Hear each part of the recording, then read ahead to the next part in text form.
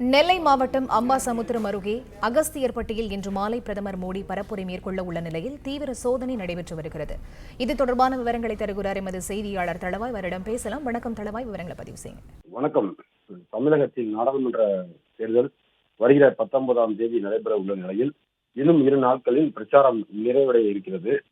இதையொட்டி பல்வேறு தலைவர்கள் தீவிர பிரச்சாரத்தில் ஈடுபட்டு வருகின்றனர். இந்த நிலையில் இன்று மாலை நெல்லை மாவட்டம் அம்பை அடுத்துள்ள அகஸ்தியர்பட்டியில் நெல்லை, தென்காசி, தூத்துக்குடி, கன்னியாகுமரி ஆகிய பாராளுமன்ற தொகுதியைச் சேர்ந்த தேசிய ஜனநாயக கூட்டணி வேட்பாளர்களை ஆதரித்து பிரதமர் மோடி பிரச்சார பொதுக்கூட்டத்தில் பங்கேற்க உள்ளார். தொடர்ந்து கூட்டத்திற்கான ஏற்பாடு பணிகள் தீவிரமாக நடைபெற்று வருகின்றன. ஹெலிகாப்டரில் இருந்து மேடைக்கு செல்லும் வரை சாலையின் இருபுறமும் தடுப்பு கம்புகள் அமைக்கப்பட்டுள்ளன.